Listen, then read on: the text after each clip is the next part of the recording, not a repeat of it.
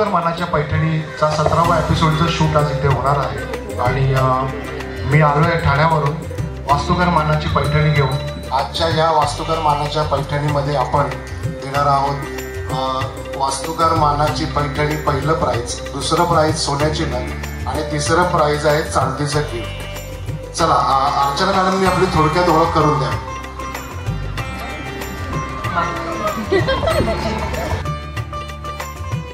मी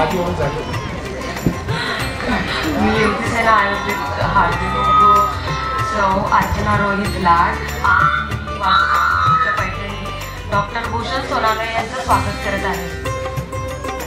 thank you.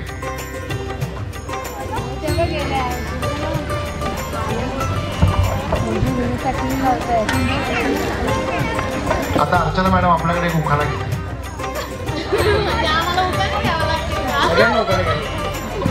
Sari नसते काटाची पदर लावते सारा, साडी नसते काटाची पदर लावते साधा, रोहितराव माझे कृष्ण मी त्यांची राधा।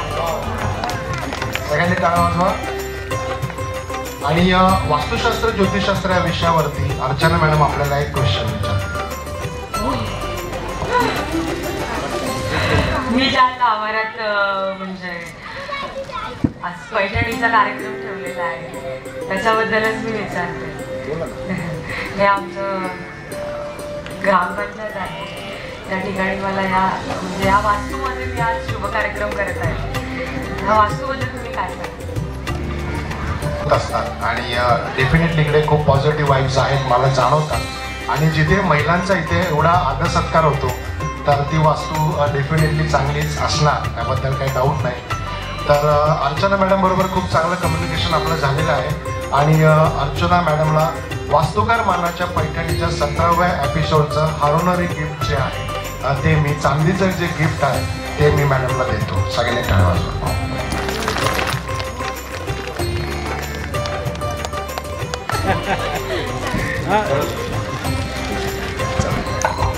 आणि वास्तुकर मानाच्या पैठणीमधला पुढच्या सेशनला आपण सुरुवात करतोय। यामध्ये ज्या ज्या महिलांनी नावं दिली होती त्यांनी स्टेजवरती यायचंय। कोण कोण आहे? वास्तुकर मानाच्या पैठणीला सुरुवात होत आहे आणि यामध्ये इकडे आपल्याकडे 3 कंटेस्टंट्स आहेत। एपिसोड नंबर 17 आज इथे शूट होत आहे आपला आणि ज्यामध्ये मी वास्तुकार डॉक्टर भूषण सोनावणे हा इथे कार्यक्रम घेण्यासाठी ठाण्यावरून आलेलो आहे। तर यामध्ये आपण वास्तुशास्त्र, astrology, tarot card reading, Shri Shiv सौरदय आणि न्यूमरोलॉजी, स्पिरिच्युअल गुरु या संदर्भात जे पण काही क्वेश्चन असतील ते आपल्याला या कंटेस्टंट इथे विचारतील आणि ज्या मोस्ट रिलिव्हंट 3 प्रश्न आपल्याला विचारतील त्यांना मिळणार आहे वास्तुकार मानाची पैठणी। आणि दुसरा जो प्राइज आहे याच्यामधला ते आहे सोन्याची नथ आणि तिसरं जे प्राइज आहे ते आहे चांदीचं गिफ्ट। तर पहिल्या राऊंडसाठी आपण सुरुवात करत आहोत। नम्रता ओसवाल मॅडम आपल्याला पहिला प्रश्न विचारतील, त्याच्या आधी त्यांनी त्यांचं छोटंसं इंट्रोडक्शन करून द्यावं। माझं नाव नम्रता धवल ओसवाल, राहणार खोपोली। माझं मास्टर्स कंप्लीट झालेलं आहे आणि मी IT कंपनीमध्ये जॉब करते as a software tester and that's it. Thank you. वास्तुशास्त्र ज्योतिषशास्त्र या विषयावरती पहिला प्रश्न नम्रता मॅडम आपल्याला विचारतील। Thank you sir.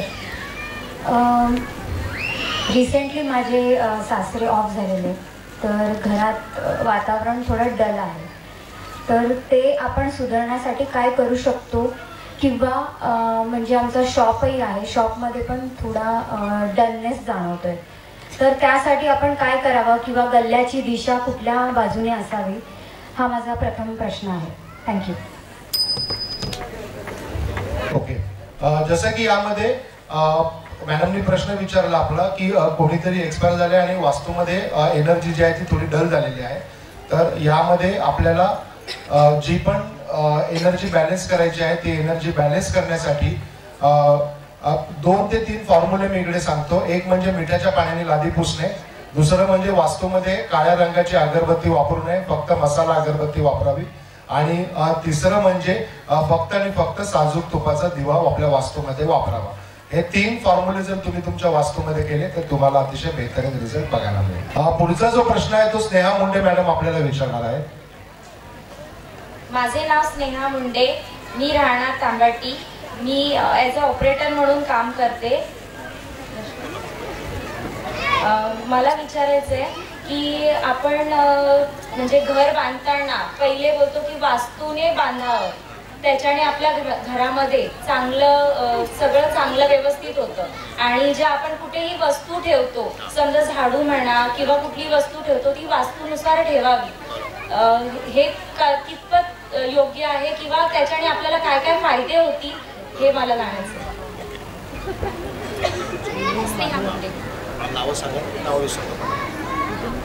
स्नेहा मॅडमने आपल्याला खूप चांगला प्रश्न विचारलाय. जसं की नवीन वास्तू निर्मिती करताना आपल्याला वास्तुशास्त्र करायला पाहिजे, जेणेकरून आपल्याला त्याच्यामध्ये जास्तीत जास्त हेल्थ आपलं चांगलं राहू शकतं, फिनान्शियल डेव्हलपमेंट आपली चांगली होऊ शकते आणि आपल्या जीवनामध्ये अतिशय चांगले बदल त्याच्यामुळे बघायला मिळतात. जर वास्तुशास्त्र केलं नसेल तर त्याचा नकारात्मक परिणाम आपल्या आरोग्यावरती होतो, आपल्या करिअरवरती, बिझनेस, कर्म, जे पण आपण ब्रेड बिल्डिंग करण्यासाठी गोष्टी वापरतो तर त्यासाठी आपल्याला त्याचे नकारात्मक रिझल्ट मिळू शकतात. म्हणून वास्तुशास्त्राच्या पद्धतीने जर तुम्ही तुमचं घर बनवलं तर त्याचं खूप चांगलं बेनिफिट तुम्हाला बघायला मिळतं. Thank you very much madam. Namrata Lad madam आपल्याला या सेशन मधला पहिला प्रश्न विचारतायत. माझे नाव नम्रता प्रथमेश लाड, मी इंटिरियर डिझायनर आहे. खोपोलीमध्ये जॉब करते ARK कन्सल्टंटमध्ये. मला प्रश्न असा विचारायचा आहे, जे आपण म्हणजे घरात जी कर्तव्याची स्त्री असते तिचं सगळ्यात जास्त काम असतं ते स्वयंपाकघर. तर जेव्हा ती स्वयंपाकघरामध्ये काम करत असते, जिथे प्लॅटफॉर्म आहे ते प्लॅटफॉर्म कुठल्या दिशेत असणं योग्य आहे, जे तिच्या शरीरासाठी चांगलं असेल. म्हणजे तिचा दिवसभर जो जास्त वेळ असतो तो किचनमध्येच असतो, तर ते स्त्रीसाठी म्हणजे कुठली दिशा योग्य आहे. खूप चांगला प्रश्न विचारला. जेव्हा आपण वास्तू निर्मिती करतो त्यावेळेला आपल्याला किचन हा आपला म्हणजे स्वयंपाकघर हे अतिशय महत्वाचं असतं आणि ते स्वयंपाकघर बनवण्यासाठी जी दिशा आहे स्पेसिफिक, ती दिशा ईस्ट मानली गेलेली आहे, पूर्व मानली गेलेली आहे. त्यामध्ये पण एक उपदिशा आहे जी आग्नेय दिशेची आहे. तर आग्नेय दिशेला आणि पूर्वेकडे तोंड करून जर आपलं प्लॅटफॉर्म किचन असेल तर महिलांचं आरोग्यही अतिशय चांगलं राहतं, कर्ता व्यक्तीची कामंही सगळी अतिशय चांगली होतात आणि फिनान्शियल डेव्हलपमेंट आणि इतर जे आपल्या फॅमिलीची जी ग्रोथ असते ती सुद्धा अतिशय चांगल्या पद्धतीने होते. तर नम्रता मॅडमनी खूप चांगला प्रश्न विचारला, त्याबद्दल त्यांचे खूप खूप धन्यवाद. तर जी लोक इथे घरात राहतात ना त्या लोकांसाठी हा कार्यक्रम आहे. त्यामुळे आणि अतिशय डेडिकेटली म्हणजे अतिशय इम्पॉर्टंट माहिती तुम्हाला, खूप चांगली इन्फॉर्मेशन तुम्हाला या सर्व सेशनच्या माध्यमातून मिळणार आहे. ज्याचं तुम्ही ऍप्लिकेशन तुमच्या वास्तूमध्ये जर केलं तर त्याचं खूप चांगलं बेनिफिट तुम्हाला इथे बघायला मिळेल. पण ह्याच्यापेक्षा पण अजून चांगली इन्फॉर्मेशन आपल्याला आपलं एक YouTube चॅनल आहे आणि एक फेसबुक चॅनल आहे, त्याचं नाव आहे आस्क वास्तुकार गुरु. आणि आस्क वास्तुकार गुरुचा जे चॅनल आहे आपलं YouTube चॅनल ते आतापर्यंत 1.25 लाखपेक्षा जास्त लोकांनी बघितलं आहे. तर अशीच माहिती तुम्हाला त्या चॅनलवरती बघायला मिळेल आणि असेच आपले पैठण्यांचे एपिसोड आतापर्यंत 16 एपिसोड आपण केले ते तुम्हाला तिकडे बघायला मिळतील. आणि आजचा 17वा एपिसोड आपण इथे शूट करायला आलेलो आहोत. सेकंड स्लॉट मध्ये आता आपण आलेलो आहोत. आता हा एक स्लॉट आहे आणि ह्याच्यानंतर एक स्लॉट आहे. त्याच्यानंतर अतिशय उत्कृष्ट कार्यक्रम अजून आपला करणार आहोत आपण, ज्यामध्ये असणारे उखाण्यांची स्पर्धा आहे ना. तसं कोणी जाऊ नये आणि जे लोक इकडे उपस्थित आहेत त्या सगळ्यांचे मी खूप खूप आभार मानतो, खूप खूप धन्यवाद मानतो की त्यांनी अतिशय चिकाटीने आणि अतिशय पेशन्स ठेवून हा कार्यक्रम तुम्ही बघतायत, त्याबद्दल तुमच्या सगळ्यांचे खूप खूप धन्यवाद. तर वास्तुकार मानाच्या पैठणीमध्ये पुढच्या सेशनकडे आपण आलेलो आहोत. नम्रता मॅडम आपल्याला पुढचा प्रश्न विचारतील. वास्तुशास्त्र ज्योतिषशास्त्र या विषयावरती आपल्याला नम्रता मॅडम पुढचा प्रश्न विचारतील. प्लीज. थँक्यू. पुढचा प्रश्न, सेकंड प्रश्न असा आहे की आपण देवाऱ्यामध्ये खूप प्रकारची देवं ठेवतो बेसिकली. तर असं असलं पाहिजे का की एखादा देवासोबत दुसरा देव नाही ठेवला पाहिजे, किंवा किती देव, काय काय घरांमध्ये पाहिलंय मी की एकच देव 2-2 मूर्ती आहेत. तर ते कितपत बरोबर आहे हे जाणून घ्यायचं आहे. थँक्यू. खूप छान प्रश्न विचारलाय. तुम्ही सगळेजण खूप लक्ष देऊन इकडे ऐका, कारण हा फार महत्वाचा विषय आहे. तो तुमचा लाईफ चांगल्या पद्धतीने टर्न करू शकतो. देवाऱ्यामध्ये फक्त 4 ते 5 देव असायला पाहिजे. पंचायतन आपण म्हणतो त्याला शास्त्रीय भाषेमध्ये. तर त्यामध्ये आपल्या गुरुचा फोटो किंवा मूर्ती, गणपती, श्री गणेश, प्रत्येक गोष्टीची सुरुवात आपण गणपतीपासून करतो, म्हणून गणपती आणि श्री गणेश मूर्ती किंवा फोटो. आपल्या देवाऱ्यामध्ये कुलदेवतेचा फोटो 100% असायलाच पाहिजे. कुलदेवितेचा फोटो पण, जे कुलदेव आणि देवी असं दोघांचा पण एक फोटो, एक टाक तिथे असायला पाहिजे. एक महादेवाची पिंड तिथे असायला पाहिजे. आणि तुमचं कुठलं अजून एखादं आराध्य दैवत असेल, लाडकं दैवत असेल, ज्याच्यावरती तुमचा खूप विश्वास आहे, ट्रस्ट आहे, तो एक देव तिथे असायला पाहिजे. तर असे एक देव, एक मूर्ती, एक फोटो, एक मूर्ती, एक फोटो असं तुम्ही अलाइन करू शकता. डबल चालणार नाही. डबल मध्ये फक्त टाक आणि कुलदेवतेचे टाक आणि कुलदेवतेचे फोटो हेच डबल, बाकी कुठलाही देव डबल नाही. तर अशा पद्धतीने जर तुम्ही तुमचं देवघर ऑर्गनाइज केलं तर तुम्हाला खूप चांगली समृद्धी प्राप्त होते. तुमचं करिअर खूप चांगलं होतं, एज्युकेशन खूप चांगलं होतं, फॉरेन रिटर्नच्या टूर खूप चांगल्या होतात आणि तुमच्या जीवनामधले जे पण काही संकट आहे ते संकट तुमची ऑपॉर्च्युनिटीमध्ये किंवा संधीमध्ये कन्वर्ट होतात. तर हे जे सगळं आपण करत असतो हे आपलं पुढे चांगलं लाईफ व्हावं, चांगलं घडावं, यासाठी या गोष्टी आपण इथे करत असतो. पण सेकंड थिंग यामध्ये आपल्याला एक महत्वाची गोष्ट मला सांगावीशी वाटते आणि ती म्हणजे साजूक तुपाचा दिवा आपल्या वास्तूमध्ये लावला पाहिजे, म्हणजे देवाऱ्यामध्ये लावला पाहिजे. काळ्या रंगाची अगरबत्ती वापरायची नाहीये पूर्ण वास्तूमध्ये, देवाऱ्यामध्ये. फक्त आणि फक्त मसालाचीच अगरबत्ती आपण वापरायला पाहिजे. आणि तेलाचा दिवा आणि तुपाचा दिवा एकाच वेळेला नाही लावला पाहिजे. हे जे रूल आहेत ना, हे रूल जर तुम्ही फॉलो केले तर तुम्हाला डेफिनेटली खूप चांगले फीडबॅक इथे बघायला मिळतील. आणि मॅडमनी खूप चांगला प्रश्न विचारला, त्याबद्दल thank you very much. Sneha madam आपल्याला वास्तुशास्त्र, ज्योतिषशास्त्र या विषयावरती पुढचा प्रश्न विचारते. आपण जेव्हा मूल जन्माला येतो तेव्हा आपण त्याचं नाव, पत्रिका बघतो, त्याचं नाव ठरवतो. तर पत्रिकेनुसार बहुतेक जण हल्ली नाही ठेवत. ते आता ट्रेंड चाललाय की बायको आणि नवऱ्यासोबत आपण नाव ठेवतो, जोडून ठेवतो, मग पत्रिका बघून ठेवत नाही. तर त्याचे काही आपल्या ह्याच्यावर परिणाम पडतात का? काही हरकत नाही. खूप चांगला प्रश्न विचारला मॅडमनी. स्नेहा मुंडे. खूप चांगला प्रश्न विचारला स्नेहा मॅडमने आपल्याला. आणि यामध्ये अतिशय महत्वाचा आन्सर मी तुम्हाला इकडे देतो. पहिले तर नाव राशीप्रमाणे जे असतं त्याप्रमाणे ते पुढे कॅरी फॉरवर्ड करायला पाहिजे. नाही केलं तर दुसऱ्या नावाचं जे आपण इनिशियल ठेवतो, म्हणजे आपलं प्रथम आद्याक्षर म्हणतो आपण त्याला, तर ते आद्याक्षर जर असेल तर त्यामध्ये ज्या वेळेला आपल्याला जीवनामध्ये काही वाईट घटना घडतात त्या आपल्याला 2 वेळा भोगाव्या लागतात. एक म्हणजे आपलं मूळ नाव असतं त्या नावाप्रमाणे, आणि दुसरं म्हणजे आपलं जे टोपण नाव असतं किंवा दुसरं नाव जे ठेवलेलं असतं त्या नावाप्रमाणे. म्हणजे कालचक्र हे 2 पद्धतीने काम करतं. पहिल्या नावाप्रमाणे जे काम करतं ते पण भोगावं लागतं आणि दुसऱ्या नावाप्रमाणे जे काम करतं ते पण भोगावं लागतं. तर अशा पद्धतीने असतं. म्हणून आम्ही नेहमी सांगतो की ऍक्च्युअल तुमची नावरास जे असते त्याप्रमाणेच तुम्ही पुढे कॅरी फॉरवर्ड करायला पाहिजे. तर खूप चांगला प्रश्न विचारला मॅडमनी. आणि पुढचा प्रश्न, या सेशनचा पुढचा प्रश्न नम्रता मॅडम आपल्याला विचारतील. वास्तुशास्त्र, ज्योतिषशास्त्र या विषयावरचा पुढचा प्रश्न.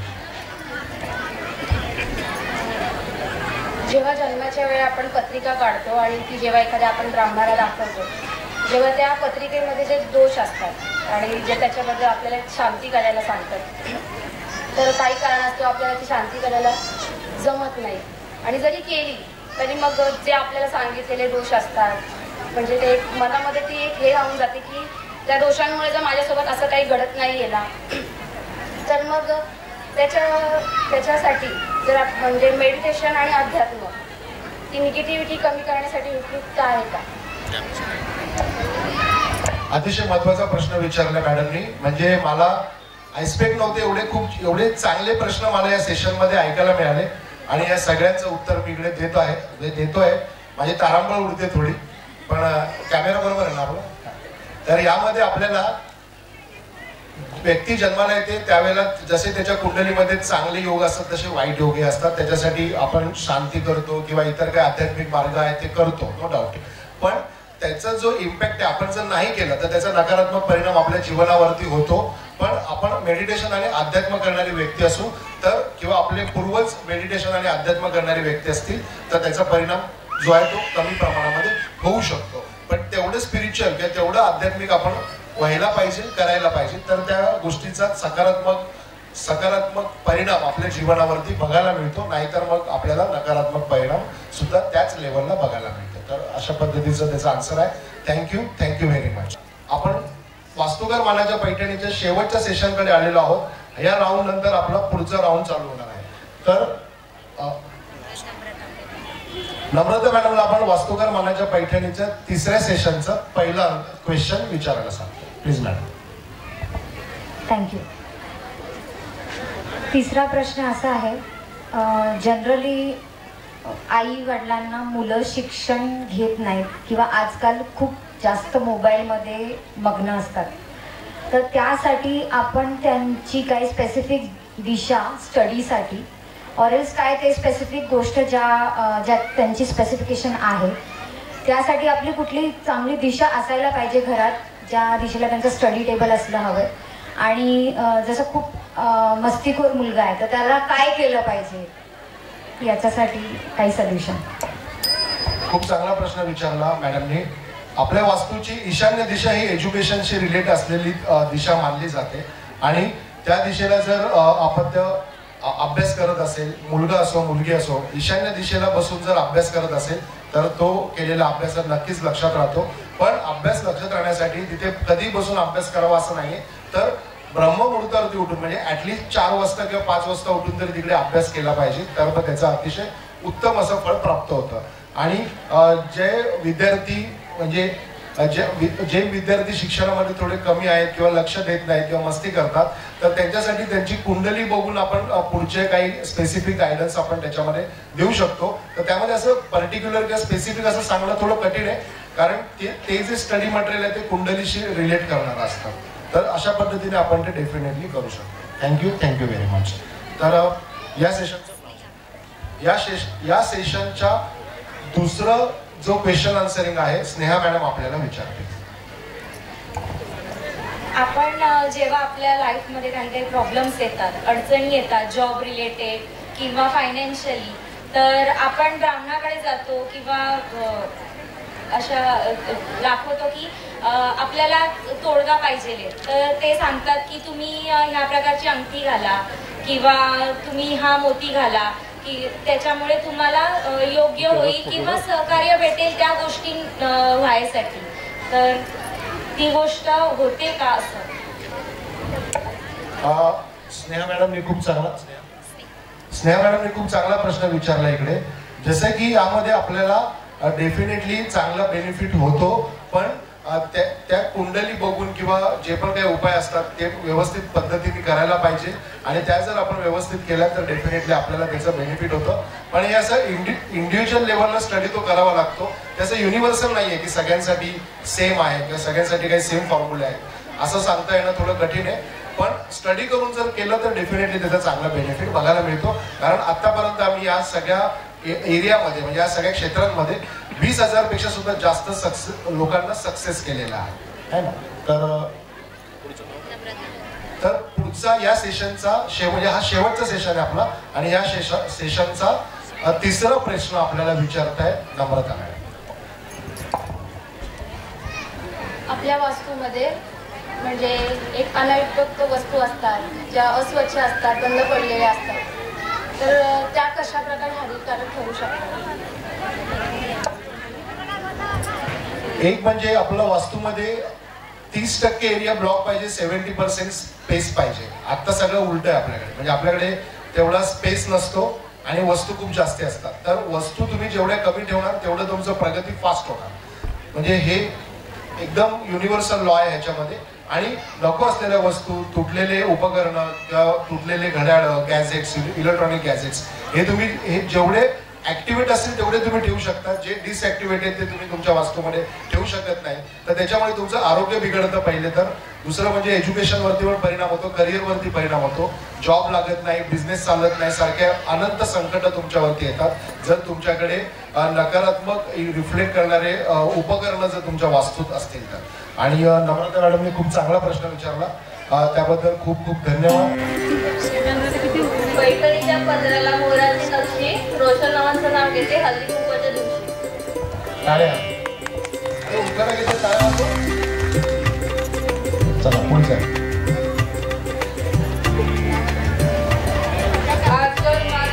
घरात परत पडला घड्याळ घड्याळ बसला एक गाण्याचं नाव घेते बोरांची ले.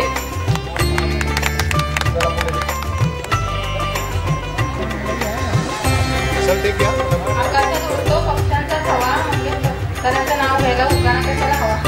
अरे वा या पटकन ऐकून घेते उखाणा.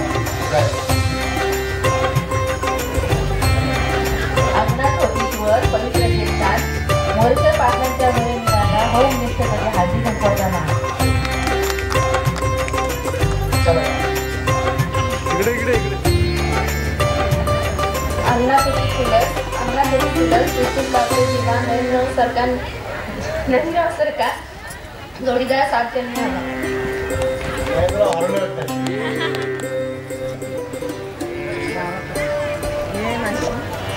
हिमालय पर्वतावर बर्फाच्या रात्री संगीताचं नाव घेते हो मनुष्याच्या दिवशी.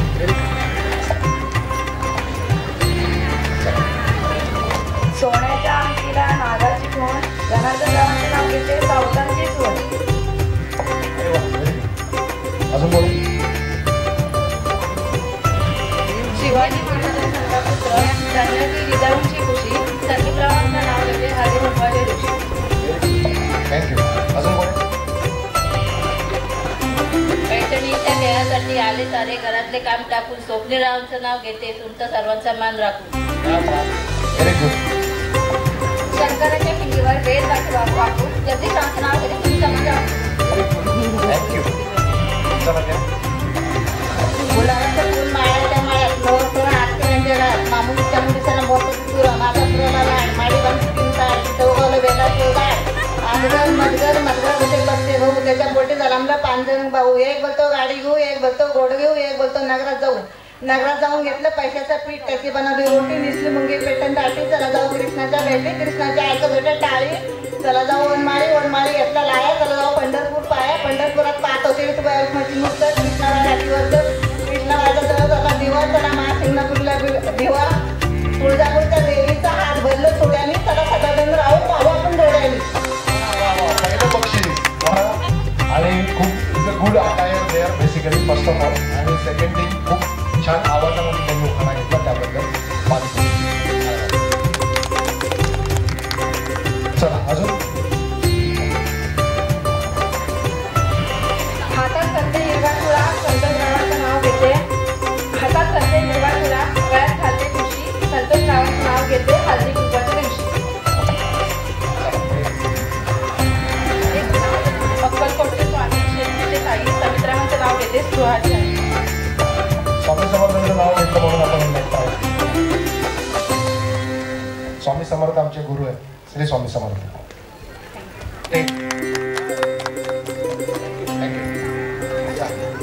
अजून एक नाही, प्रत्येकाला चान्स. कोणी अजून बाकी ओके झाले. अंगणात वृंदावन तुलस विलास रावांचे नाव घेते रमेश दंत.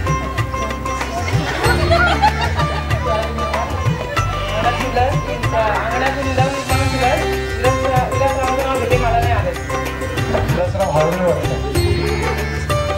चला अजून बोला. कुंकू म्हणजे सौभाग्य, संसार म्हणजे देव.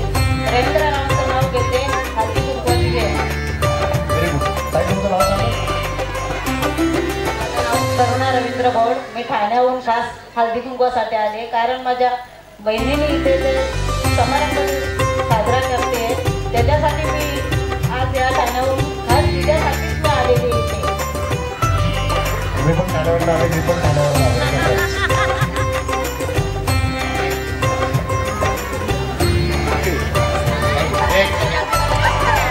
2 3 4 5 7 7 8 9 10 चला आता 2 पावलं पुढे येऊन परत खेळा. हो ना मग 6 पावलांचं द्या.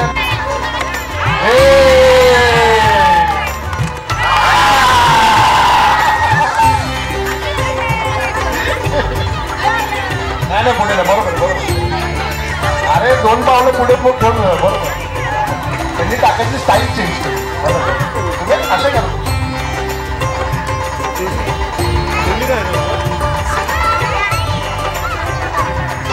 वाईल्डला बी आहे.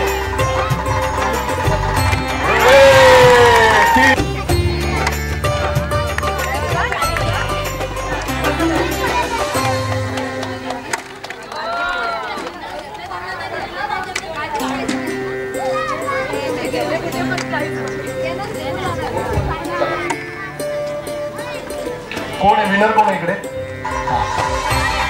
या नाही अहो 1 मिनिट. चला कोण आहे? किती झाले?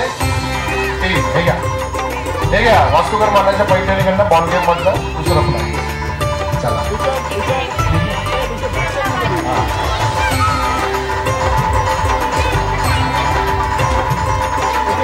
ठीक आहे.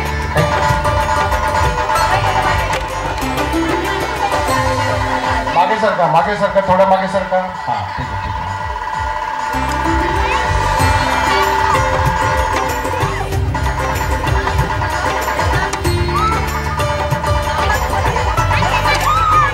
येस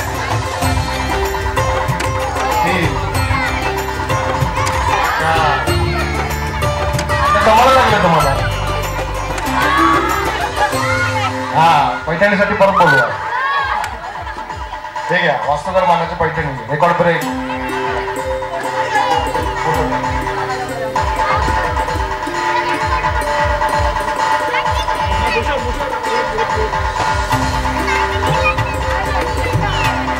हॅलो तुम्हाला मागेचा करता मागे सरका. चला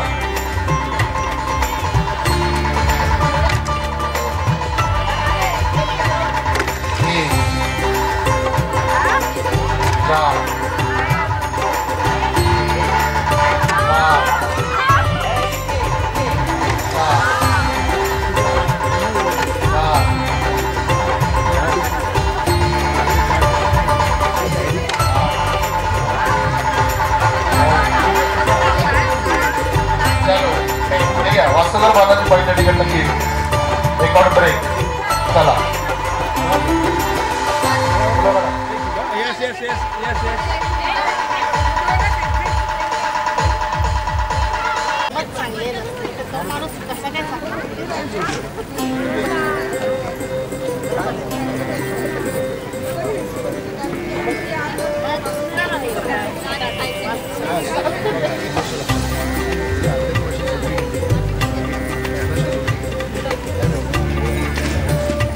तर स्नेहा मुंडे मॅडम यांनी खूप चांगली स्पर्धा वास्तुकर मानाची पैठणी एपिसोड 17 मध्ये घेतलेली आहे आणि खूप चांगलं कन्व्हर्सेशन खूप चांगलं कम्युनिकेशन केलं. त्यामुळे त्यांना मिळत आहे 3ऱ्या नंबरचं पारितोषिक जे आहे चांदीचं गणपती. काय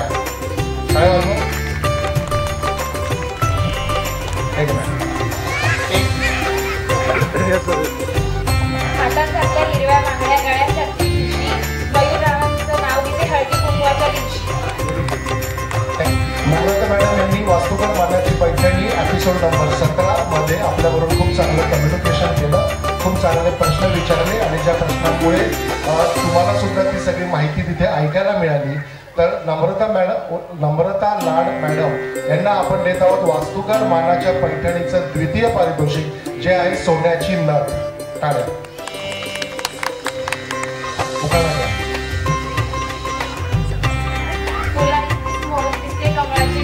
प्रथमेश रावांचं नाव घेते वास्तुकर मानाची पैठणी या कार्यक्रमाच्या वेळी. माझं नाव घेतलं म्हणून तुम्हाला देतो मी. तर नम्रता ओसवाल मॅडम यांनी इकडे जिंकलेले आहे वास्तुकर मानाची पैठणी. काय वाटतं?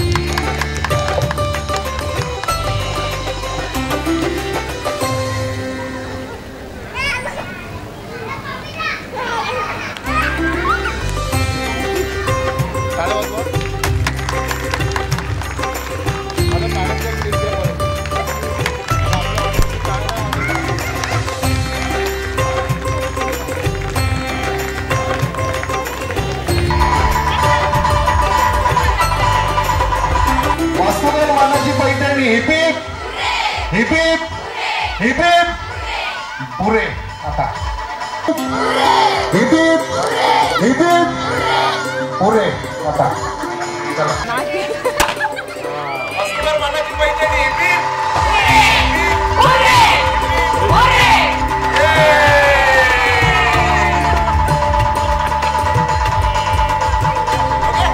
अर्चना मॅडम इकडे आता वास्तुकार मानाच्या पैठणीच्या एपिसोडची सांगता करतील.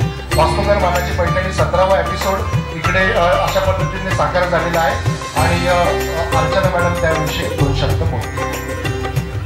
करत आहे सांगता करत आहे.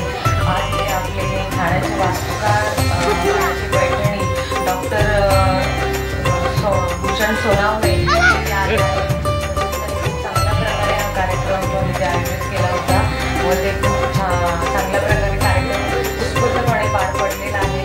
Thank you. Okay, thank you very much. वास्तुकार मानाची Paithani heap heap heap heap heap heap. Thank you very much.